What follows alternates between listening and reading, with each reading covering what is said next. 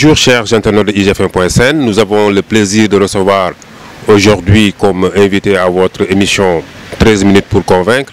Le mondial oblige, on est à l'ère du mondial, donc nous recevons le directeur exécutif de l'Agence nationale pour la biosécurité, M.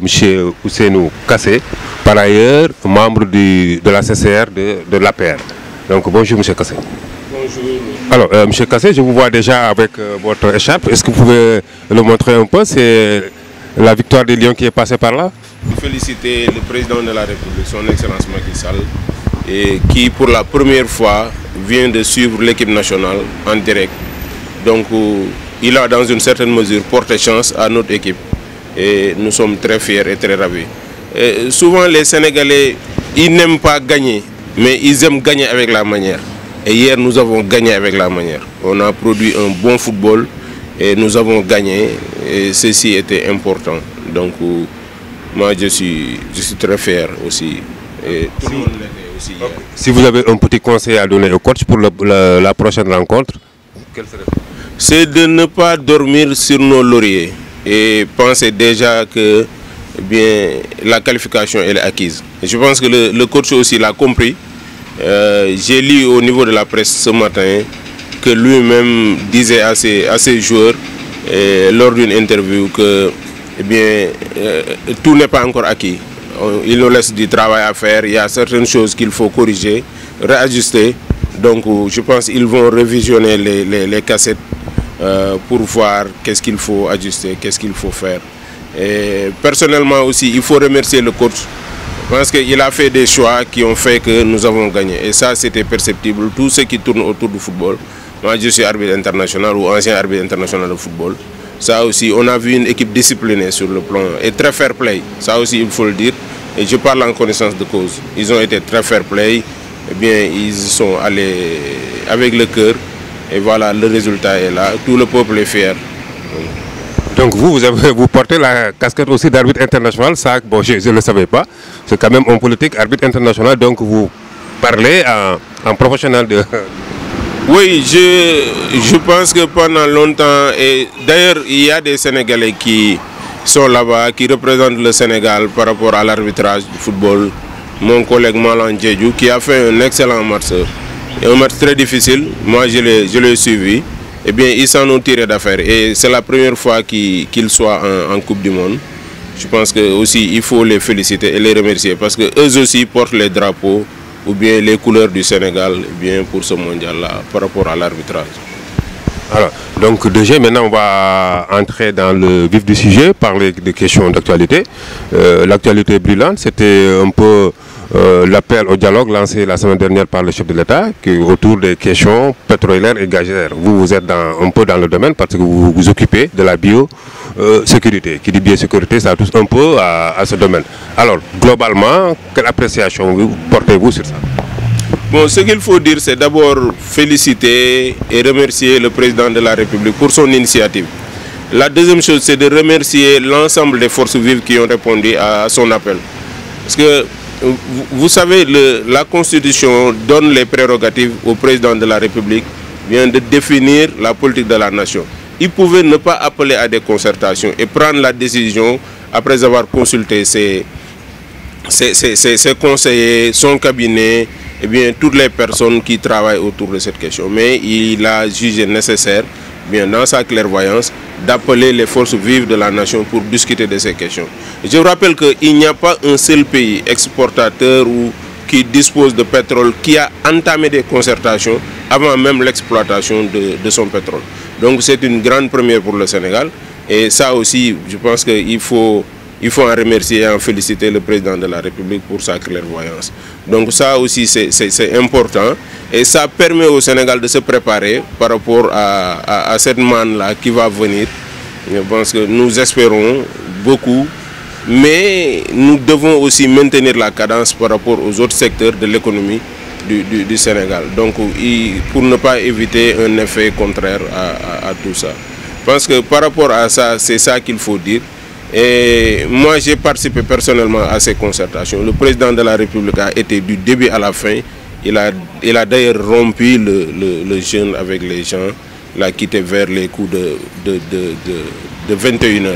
Parce que ça aussi, c'était important. Avoir un dialogue franc avec l'ensemble des forces vives de la nation.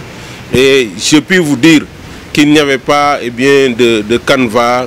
Donc c'était libre et tout le monde pouvait se prononcer, poser des questions, faire des suggestions et demander au président de la République de faire ceci ou de faire cela.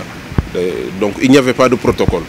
Pas de protocole. Alors, il a été décidé aussi de verser 1% de ces fonds à l'environnement. C'est peu, c'est beaucoup? Je pense que pour l'environnement, ce qu'il faut dire, c'est qu'on a un écosystème marin qu'il faudra protéger. Donc le pétrole est un élément qui viendra s'ajouter à cet écosystème marin qu'il faut protéger. Il y a une batterie de mesures qu'on doit faire pour avoir l'état des lieux. Donc il y a un renforcement de capacité aussi pour les services étatiques.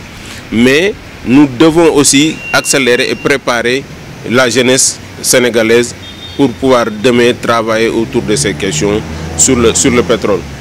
Par rapport à l'environnement, je pense fondamentalement ce qu'il faut, c'est qu'on ait un fonds qui nous permettra à chaque fois qu'il y a pollution ou bien qu'il y a accident, parce que ça aussi c'est des choses qui peuvent arriver, donc que le Sénégal puisse soit préparé à faire face à de tels événements.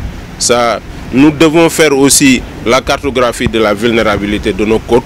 Je rappelle que ça a été fait par la Sierra Leone sur financement du PNUD.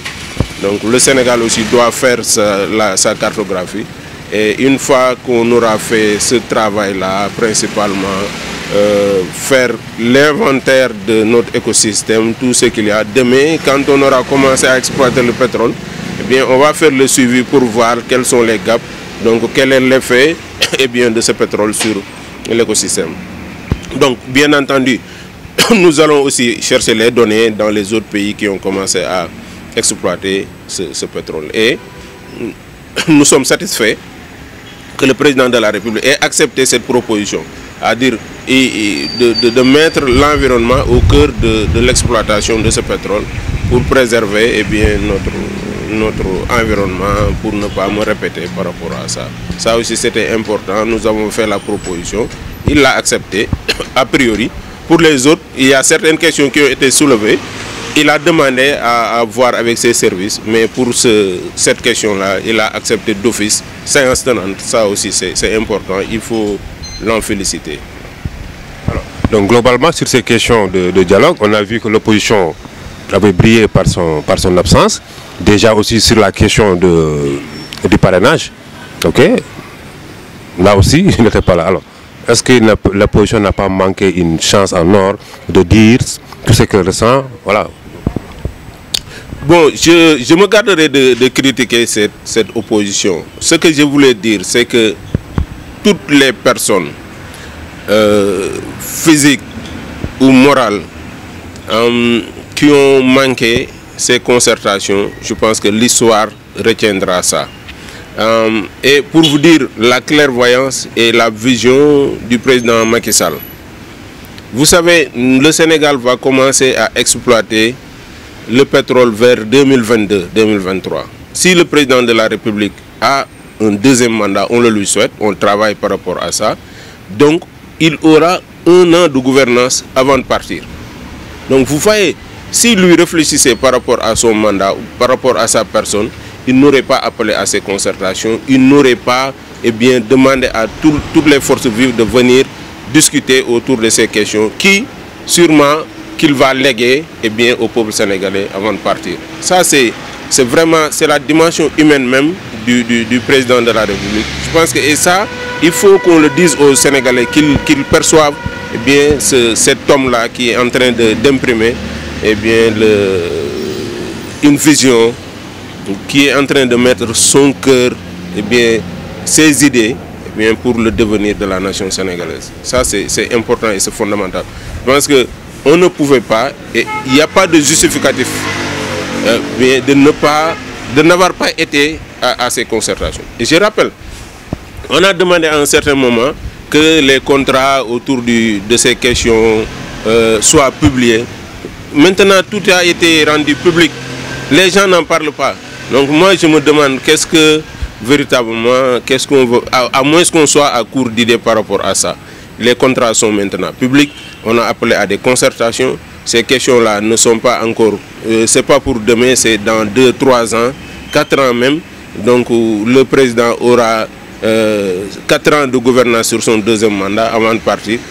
Il appelle tout le monde pour discuter de ces questions. Ça aussi, on ne peut que saluer cet état de fait. En tout cas, vive l'équipe nationale du Sénégal, vive les Lions. Nous sommes là, nous, derrière l'équipe et derrière le président de la République. Ça aussi, Arona, c'est important de le rappeler.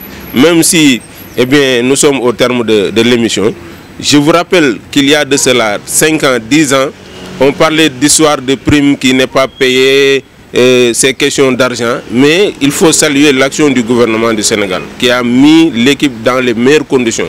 Je vous dis que l'hôtel qui abrite les Lions a été réservé pour l'équipe d'Italie, qui ne s'est finalement pas qualifiée. Donc vous dire le niveau d'engagement et de décaissement de l'État du Sénégal. Donc on n'entend plus ces questions-là. Donc ça aussi, il faut féliciter et remercier le gouvernement par rapport à ça. C'est quand même important parce que ça peut déteindre sur le moral des troupes. On est donc à la fin de cette émission. 13 minutes, c'est court, c'est lent. Donc nous rappelons aux internautes que nous avions le plaisir de recevoir aujourd'hui comme invité M. Ousseynou Kassé, directeur exécutif de l'Agence nationale pour la biosécurité, par ailleurs membre de la CCR, cela veut dire les cadres de l'APR. Donc une émission qu'on a tournée ici dans le cadre très argenteur d'un restaurant ici qui s'appelle le Ndadje. Donc nous remercions la propriétaire de nous avoir accueillis dans ce très beau cadre. Rendez-vous la semaine prochaine.